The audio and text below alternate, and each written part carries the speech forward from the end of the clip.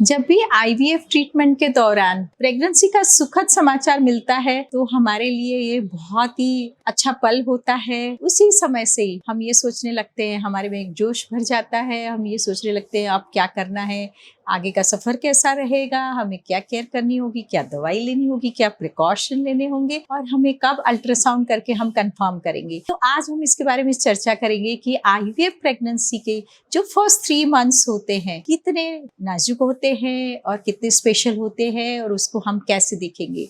मैं हूँ doctor Malti Bhojwani, obstetrician and gynaecologist and IVF consultant, director Malti hospital एवं test tube baby centre Bhopal, practising since last 40 years। So ये जो लंबा सफर है आईवीएफ का और बहुत सालों के बाद के इंतजार के बाद जब हमारा बीटा HCG टेस्ट पॉजिटिव आता है तो हम खुशी से भर उठते हैं, लेकिन साथ में हमें ये भी ध्यान में रखना है कि ये स्पेशल प्रेगनेंसी है और हमें इसकी स्पेशल केयर करनी है। तो सबसे पहले तो जैसे ही एम्ब्रियो ट्रांसफर के दौरान आपकी जो भी दवाइयाँ चल रही है, डॉक्टर्स आपको ये दवाइयाँ शुरू रखने की या कंटिन्यू करने की, जारी रखने की सलाह देते हैं। उसमें से मेन तौर पे जो खास दवाइयाँ हैं वो प्रोजेस्टेरॉन जेल होता है, प्रोजेस्टेरॉन इंजेक्शंस होते हैं, कभी ईस्ट्राडायल टैबलेट्स होती है, फॉलिक एसिड होती है और आपकी कंडीशन के हिसाब से डॉक्टर कभी कभी आपको इकोस्प्रिन या हेपेरिन के इंजेक्शंस देते हैं। तो आपके डॉक्टर जैसे बताएं वैसे ही आपको ये दवाइयाँ लेना बहुत ही जरूरी है।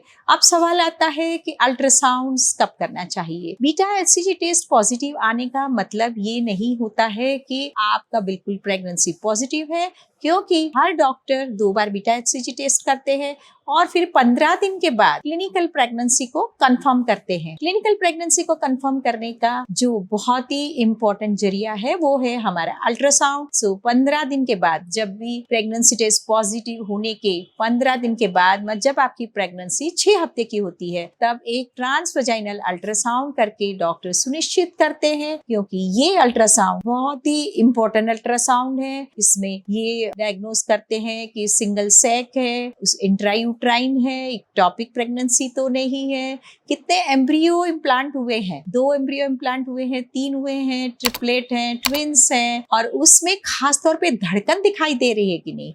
यदि धड़कन दिखाई देती है और उनका जो प्रेगनेंसी का समय है वो 6 हफ्ते का दिखाई देता है, तो डॉक्टर बिल्कुल आश्वस्त हो जाते हैं कि ये क्लिनिकल प्रेगनेंसी है, स्वस्थ है, योग से एक नॉर्मल है। और ओवरीज की कंडीशन कैसी है, कभी कभी हाइपर स्टिमुलेशन के कारण ओवरीज के आसपास पानी भर जाता है और उसे हम ओवेरियन हाइपर स्टिमुलेशन कहते हैं, जिसके कारण कभी कभी माँ को कुछ रिस्क वाली कंडीशन पैदा हो सकती है। तो ये जो फर्स्ट अल्ट्रासाउंड है ये हमेशा ट्रांसवजाइनल किया जाता है। कुछ महिलाओं के दिमाग में होता है कि अरे ट्रांसवजाइनल अल्ट्रासाउंड से हमें डर लगता है, कहीं ब्लीडिंग तो स्टार्ट नहीं होगी, बच्चे को कुछ नुकसान तो नहीं होगा। तो ये बहुत सारे शोध पत्रों से पाया है कि ट्रांसवजाइनल अल्ट्रासाउंड में कोई भी नुकसान होने की, कोई भी रिस्क होने की संभावना है ना के बराबर है या शून्य है। इसके बाद सेकंड अल्ट्रासाउंड है जो कि आईवीएफ प्रेगनेंसी में हमारे यूनिट में हम 1 हफ्ते के बाद करते हैं। यदि पेशेंट बहुत दूर रहती है तो 2 हफ्ते के बाद भी उसको एडवाइस किया जा सकता है। लेकिन ये ध्यान में रखना है कि आपकी इस प्रेगनेंसी के दौरान यदि आपको स्पॉटिंग, ब्लीडिंग, कुछ ऐसी स्थिति होती है तो हम 1 हफ्ते के बाद करेंगे, और नहीं तो 2 हफ्तों के बाद फिर से हमें देखना है कि ग्रोथ ठीक से हो रही है कि नहीं, 8 हफ्ते की प्रेगनेंसी हुई कि नहीं, या उसमें कुछ धड़कन का रेट क्या है। यदि धड़कन कम है तो भी हम उसका कुछ ट्रीटमेंट कर सकते हैं। तो ग्रोथ को निगरानी में रखने के लिए 2 हफ्ते के बाद अल्ट्रासाउंड फिर से करेंगे। नॉर्मल प्रेगनेंसीज में 6 हफ्ते के अल्ट्रासाउंड के बाद हम सीधा 11 हफ्ते वाला या 12 हफ्ते वाला अल्ट्रासाउंड करते हैं, क्योंकि आईवीएफ प्रेगनेंसी स्पेशल है। क्योंकि आईवीएफ प्रेगनेंसी में ये देखा गया है कि 15% केसेस में जैसे नॉर्मल प्रेगनेंसी में अबॉर्शन की दर रहती है, वैसे ही आईवीएफ प्रेगनेंसी में मिसकैरेज की जो दर है वो 15% रहती है। और अक्सर आईवीएफ प्रेगनेंसी में स्पॉटिंग और ब्लीडिंग होने की संभावनाएं 30% महिलाओं में देखी जाती है। इसी कारण और ये स्पेशल अल्ट्रासाउंड है। बहुत सालों के बाद प्रेगनेंसी हुई है, बड़ी उम्र की महिलाओं को प्रेगनेंसी होती है, है, तो ये एक स्पेशल केयर प्रेगनेंसी है। तीसरा अल्ट्रासाउंड डॉक्टर आपको करवाने की सलाह देते हैं, वो होता है 11 हफ्ते से 13 हफ्ते के बीच में। मतलब आपके 3 मंथ्स खत्म हो जाएंगे, मतलब 8 हफ्ते के अल्ट्रासाउंड के बाद ठीक 4 हफ्ते के बाद आपको एंटी स्कैन करना है। ये स्कैन प्रेगनेंसी के पूरे समय में सबसे इम्पोर्टेंट स्कैन है, क्योंकि ये प्रिडिक्टिव स्कैन है। इसमें बहुत सारी चीजों का इंफॉर्मेशन मिलता है कि बच्चे में कोई जन्मजात विकृति तो नहीं है, उसका नकल फोल्ड या उसका न्यूक्लियर ट्रांसल्यूसेंसी एंटी जिसे कहते हैं वो सही है, डाउन होने की संभावना तो नहीं है, बेबी में आगे आने वाले समय में कुछ ग्रोथ में कुछ परेशानियां हो सकती है, या माँ का बीपी बढ़ने की समस्या हो सकती है क्या, ये बहुत सारी चीजों के बारे में हमें इंफॉर्मेशन मिलता है। और यदि हमें इस तरीके की रिस्क पॉइंट्स मिलते हैं तो हम उसका ट्रीटमेंट शुरू से ही शुरू कर देते हैं, ताकि आने वाले समय में इन कंडीशनों से, जैसे ब्लड प्रेशर है, ग्रोथ रिटार्डेशन, प्लेसेंटल इनसफिशिएंसी है, इस तरीके की स्थिति से बचने के लिए हमारे पास कुछ ऐसी प्रिवेंटिव एस्पेक्ट्स हैं, या माँ को सावधानियां दी जाती है और उस प्रेगनेंसी को क्लोज निगरानी में रखा जाता है। इसलिए ये अल्ट्रासाउंड्स आपको कभी भी मिस नहीं करना है। आपको जो जिस तारीख में जो भी समय में डॉक्टर आपको समय देते हैं, तो ये 3 अल्ट्रासाउंड्स आपको जरूर करा लेना चाहिए। और तीसरा वाला अल्ट्रासाउंड है वो एक्सपर्ट सोनोलॉजिस्ट से कराना चाहिए, क्योंकि ये सोनोग्राफी बहुत ही स्पेशल सोनोग्राफी है। अब हम चर्चा करते हैं कि इसमें क्या सिम्टम्स हो सकते हैं। डेफिनेटली आईवीएफ प्रेगनेंसी में हम बहुत सारे हार्मोन सपोर्ट देते हैं, ताकि महिला को कभी कभी हार्मोन्स के कारण परेशानी होती है, प्रेगनेंसी हार्मोन्स बढ़ने के कारण, या ट्रिपलेट प्रेगनेंसी, ट्विन प्रेगनेंसी होने के कारण भी वॉमिटिंग की समस्या ज्यादा हो सकती है, हाइपर एमेसिस हो सकता है, पेट में गैस की शिकायत बन सकती है, ब्लोटिंग हो सकता है, आपको कॉन्स्टिपेशन की शिकायत हो सकती है, घबराहट हो सकती है, चक्कर आना, कमजोरी लगना, ये सारे हार्मोन्स के जो भी लक्षण है, या बार बार बाथरूम जाना, इस तरीके के लक्षण आईवीएफ प्रेगनेंसी में थोड़े ज्यादा पाया जा सकते हैं, क्योंकि डॉक्टर्स हार्मोनल सपोर्ट अच्छा देने के कारण ये सारी परेशानियों से ज्यादा गुजरना पड़ता है। इसके लिए आप अपने डॉक्टर से चर्चा करें, अपने खान पान का ध्यान दें, लाइट खाना रखें, रेस्ट का ध्यान दें, और बहुत ज़्यादा एक्सर्शन ना करें, और जो भी दवाइयाँ डॉक्टर प्रिस्क्राइब करते हैं उसको अच्छे से लें।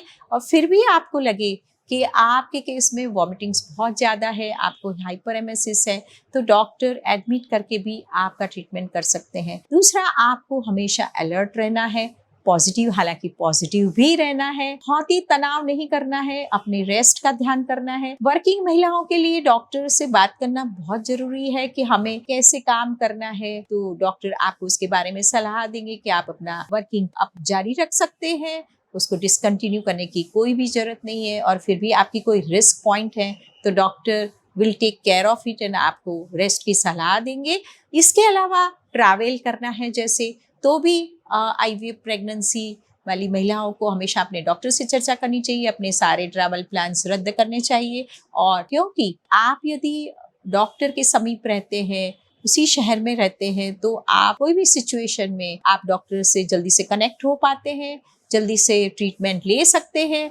और जो स्पॉटिंग, ब्लीडिंग, जो ऐसी समस्याएं हैं, यदि वो टाइम से उनको हम ट्रीटमेंट करते हैं, उनको कंट्रोल करते हैं, तो प्रेगनेंसी कंटिन्यू होने के बहुत सारे चांसेस बन जाते हैं। तीसरी कंडीशन ये भी देखा गया है कि कभी वैनिशिंग ट्विंस होते हैं, और ये सारी कंडीशंस में भी हमें अल्ट्रासाउंड की मदद मिलती है। लास्ट में बहुत इम्पोर्टेंट चीज ये है कि हम डेफिनेटली इस प्रेगनेंसी के लिए हम बहुत ज्यादा हमने मेहनत की है, और ये डेफिनेटली स्पेशल प्रेगनेंसी है, इसलिए कभी कभी महिलाएं खूब तनाव में हो जाती है, एंग्जाइटी हो जाती है। तो आप बिल्कुल अपना स्ट्रेस कम रखें, क्योंकि कुछ अनअवॉइडेबल स्थितियां जिसमें हमारा कोई भी कंट्रोल नहीं रहता, जैसे बच्चे में जन्मजात विकृति है, या तो मिसकैरेज किसी का हो जाता है, कुछ ऐसी अनचाही स्थितियां पैदा होती है, तो आपको ये सब चीजें नेचर पे छोड़नी चाहिए, तनाव बिल्कुल नहीं लेना चाहिए, और अपना रेस्ट का ध्यान करना चाहिए, अपनी लाइफस्टाइल पे ध्यान देना चाहिए। और ऐसी कोई भी एक्टिविटी नहीं करनी है जैसे हाई हील्स पहनना है, हैवी एक्टिविटी है, वजन उठाना है, रफ रोड्स पे जाना है, इन सभी चीज़ों से आप बचे रहें और रिलैक्स रहें, अपने आप को पॉजिटिव रखें। तो डेफिनेटली ये जो फर्स्ट 3 मंथ्स जो डिफिकल्ट टाइम है प्रेगनेंसी का, ये आपका बहुत ही अच्छे से पास होगा। फिर भी आपके मन में इसके बारे में कुछ डाउट्स है तो आप अपने डॉक्टर से चर्चा करें, मेरे कमेंट बॉक्स में डालें और मेरा यूट्यूब वीडियो डेफिनेटली अपने दोस्तों के साथ आप शेयर करें। मेरा यूट्यूब चैनल सब्सक्राइब करें, लाइक करें। नमस्कार, धन्यवाद।